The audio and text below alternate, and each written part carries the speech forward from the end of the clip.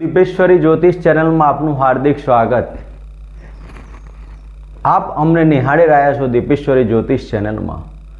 હું પ્રવીણ પંડ્યા આપનું હાર્દિક સ્વાગત કરું છું।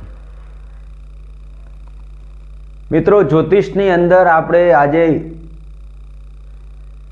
યુતિની ચર્ચા કરીશું કે કોઈ પણ બે ગ્રહ મળવાથી યુતિ થાય અને યુતિની અંદર કેવા કેવા પ્રકારની બાબતો ઊભી થાય।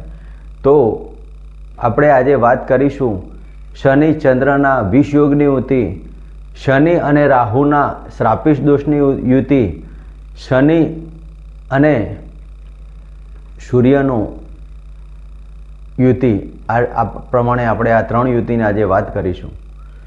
મિત્રો, દરેકના જીવનની અંદર નાની મોટી મુશ્કેલી જન્મ થયો એટલે તમારું બાળપણ, યુવાવસ્થા અને વૃદ્ધાવસ્થાની શરૂઆત થાય। આવા સમયો દરમિયાન તમારા જીવનમાં જે પણ તકલીફો તમારું લઈને તમે આવ્યા છો, તમારો જ્યારે જન્મ થયો ત્યારે તમારું જે કુંડલી બની તમારે એ સમયનું ગોચર હતું અને એ પ્રમાણે તમારા જીવનની અંદર દરેક બાબતો નિશ્ચિત બનવાની।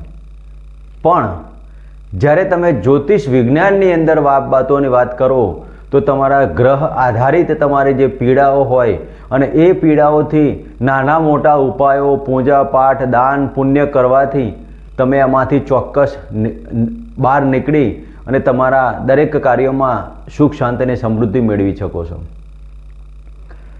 મિત્રો, સૌપ્રથમ વાત કરીએ આપણે શનિ અને ચંદ્રના વિષ યોગની। તો શનિ અને ચંદ્રનો વિષ યોગ થાય એટલે શનિ એટલે ન્યાયાધીશ અને ચંદ્ર એટલે મન।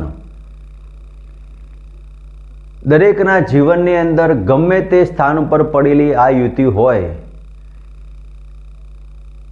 તો માણસના ઉપર, મન ઉપર ઘેરાવ, ચિંતા, ડિપ્રેશન, આ બધી બાબતો ચાલવાની। નેગેટિવિટી, તમારા જીવનમાં શનિ ચંદ્રનો વિષ યોગ હોય, નેગેટિવિટી જો એ 6ઠે 8મે કે 12મે આ યુતિ થતી હોય, શનિ અને ચંદ્રના યુતિ જો 6ઠે 8મે કે 12મે થતી હોય તો માતા તરફથી, મકાન તરફથી મિત્રો શુભ ફળની પ્રાપ્તિ થતી નથી।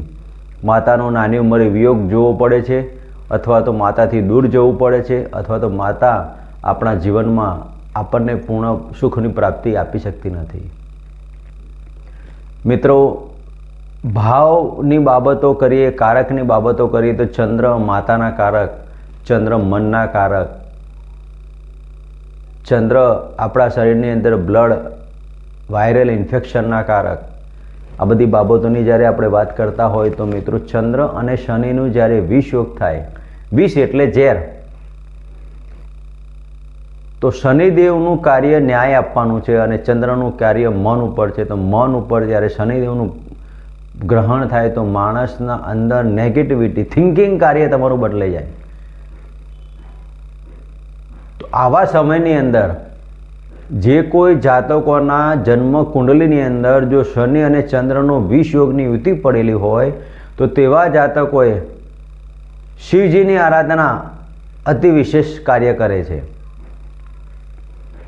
અને દરરોજ તમારે જે કોઈ જાતકોના આ યુતિ પડેલી હોય તેવા જાતકોએ હનુમાનજીની આરાધના બને તેટલા પ્રતિદિન તમારે હનુમાન ચાલીસાના 3 પાઠ કરવા અને આ પાઠ કરવાથી મિત્રો હનુમાનજીની કૃપા તમારા પર ઉતરે અને શિવજીની આરાધના કરવાથી આપના જીવનમાં જે મન ઉપર અને તમારા કાર્ય ડિલે થતા હોય તેમાં શિવજીની આરાધના માત્ર ને માત્ર દૂધ, પાણી અને કાળા તલથી અભિષેક કરવો, ઓમ નમઃ શિવાયના મંત્રથી તમે જો આટલું કાર્ય કરો છો, તેમાં પણ વિશેષ વાર તો બુધવાર, શનિવાર અને મંગળવારના દિવસે શિવજીના અભિષેક કરવાથી આ શનિ ચંદ્રના વિષ યોગના જાતકો આ દુઃખમાંથી સુખ અને શાંતિનો અહેસાસ કરે છે। મિત્રો, જેના પણ જીવનમાં શનિ અને રાહુની શ્રાપિત દોષ બનતો હોય, શ્રાપિત કરવું એટલે કે ત્યાં તે પણ જે પણ જગ્યાએ જે ભાવમાં પડેલા હોય તે કાર્યને શ્રાપિત કરવું. તો દરેકની જન્મકુંડલીની અંદર જ્યારે શનિ અને ચંદ્રનો શ્રાપિત દોષ થતો હોય ત્યારે દરેક જે બાબતો જે ભાવથી જોવાતી હોય તે ભાવની અંદર શનિ અને રાહુનો શ્રાપિત દોષ થતો તે કાર્યને સ્થાપિત કરવામાં આવે છે અથવા તો સ્તંભિત થઈ જાય. દાંપત્ય જીવનમાં પડેલા શ્રાપિત દોષ હોય તો દાંપત્ય જીવનમાં સુખ શાંતિ ના મળે, પતિ પત્ની વચ્ચે તકરારો ઊભી થાય, પાર્ટનરશિપના ધંધામાં તકલીફો ઊભી થાય. લગ્નમાં પડેલા શ્રાપિત દોષ હોય તો માણસના જીવનમાં મેડિકલ પ્રશ્ન, યાધિ વ્યાધિ ઉપાધિ, બોડી ડેવલપમેન્ટ, લાંબા ગાળાના રોગ, આ બધી બાબતો ઊભી થાય છે. કારણ કે રોગ અને શત્રુસ્થાનના કારક પણ શનિદેવ થાય. મિત્રો, પંચમ સ્થાને જો શનિ અને રાહુની યુતિ થતી હોય તો સંતાન પ્રાપ્તિમાં, ભણવાની અંદર ઘણી બધી મુશ્કેલીઓ આપે છે. તો આ શ્રાપિત દોષમાંથી બચવા માટે દરેકના જીવનમાં, દરેકની કુંડલીમાં, કોઈ પર્ટિક્યુલર એક કુંડલીની વાત નથી કરતા મિત્રો. આજે આપણે જનરલ બાબતોની વાત કરીએ છીએ કે જેની કુંડલીમાં શનિ ચંદ્રનો વિષયોગ, શનિ રાહુનો શ્રાપિત દોષ જ્યારે બનતો હોય અને શનિ અને સૂર્ય જ્યારે એક યુતિમાં બનતા હોય ત્યારે દરેકના જીવનમાં આ પ્રકારની મુશ્કેલી આવવાની. તો તેમાંથી બચવા માટે આપણે પ્રયત્નો કયા કરવા તેની આપણે આજે ચર્ચા કરી રહ્યા છીએ. તો શનિ અને રાહુનો જેની પણ કુંડલીમાં શ્રાપિત દોષ હોય તેવા જાતકોએ 11 અમાવસ્યાના દિવસે તમારે સંધ્યા ટાઈમે તમારી પાણીએરીએ દીવો કરી અને પિતૃદેવનું આહ્વાન કરી અને ઘીનો દીવો પ્રજ્વલિત કરીને હોમ પિતૃદેવતાભ્યો નમઃ કરવું. શનિ અમાવસ્યાના દિવસે કાળા કૂતરાને દૂધને રોટલી અર્પણ કરવી અને અમાવસ્યાના દિવસે વહેતા પાણીમાં માછલીને 108 ગોળથી મિલાવેલી રોટલીનો લોટ બનાવેલો હોય તેવી નાની ગોળીઓ બનાવી અને 108 અર્પણ કરવી અને નાખતા ઓમ રાહવે નમઃના મંત્રથી તમે આ વિધિ કરો. જેની પણ કુંડલીમાં શ્રાપિત દોષ હોય, સંતાનથી પીડિત હોય, ધંધાથી પીડિત હોય, દરેક બાબતોમાં તમારા પરાક્રમ, તમારા કર્મ, આખી કુંડલીના જે પણ ભાવોમાં પડેલા હોય તો માત્ર ને માત્ર આ કારગર ઉપાય 11 અમાવસ્યા તમારે ઘઉંના લોટની અંદર ગોળ મિલાવી અને 108 નાની ગોળી બનાવી અને વહેતા પાણીની અંદર આ પ્રજ્વલિત કરવાની, એક ગોળી નાખવાની અને હોમ રાહવે નમઃ ના મંત્ર કરવાથી આ શ્રાપિત દોષમાંથી મુક્તિ મળે છે. જો તમે આ ના કરી શકતા હોય, તમારા આજુબાજુમાં કોઈ વહેતું પાણી ન હોય કે તળાવ ન હોય તો આ 108 ગોળી તમારે શિવજીના મંદિરમાં અર્પણ કરવાની અને હોમ રાહવે નમઃ અને હોમ નમઃ શિવાય કહેતા શિવજીના લિંગ ઉપર અર્પણ કરી અને આ ઉઠાવી અને કોઈપણ જગ્યાએ તમારે મૂકી દેવી જેમાંથી કીડીઓ ખાય. મિત્રો, આ કારગર ઉપાય તમે કરો અને તમારા જીવનમાં સુખ શાંતિનો અનુભવ કરો. તમારા જીવનમાં જે કોઈ યાતિ વ્યાધિની ઉપાધિ આવતી હોય તો આ શ્રાપિત દોષની આ કારગર ઉપાય છે.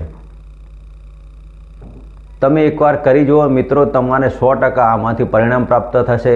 સંતાન પ્રાપ્તિ હોય કે પછી દાંપત્ય જીવન હોય કે પાર્ટનરશિપના ધંધા હોય કે નાણાકીય બાબતો હોય, તમે ગમે તેટલા પણ દેવામાં ઉતરી ગયેલા હોય, ઘણા ટાઈમથી તમારા લાંબા ગાળેથી તમારા શરીરમાં કોઈ રોગ ડેવલપમેન્ટ થયો હોય, રોગનું નિદાન ના મળતું હોય, આ કારગર ઉપાય કરવાથી તમારા જીવનમાં સુખ શાંતિનો અહેસાસ થાય. મિત્રો, વિશેષ બાબતની ચર્ચા કરીએ તો અમારો જે આ ફોન નંબર આપની સ્ક્રીન પર આવી રહ્યો છે તે ફોન નંબર પર તમે કોન્ટેક્ટ કરીને અમારું સલાહ લઈ શકો છો. મિત્રો, બીજી વાત કરીએ કે સૂર્ય અને શનિની યુતિ.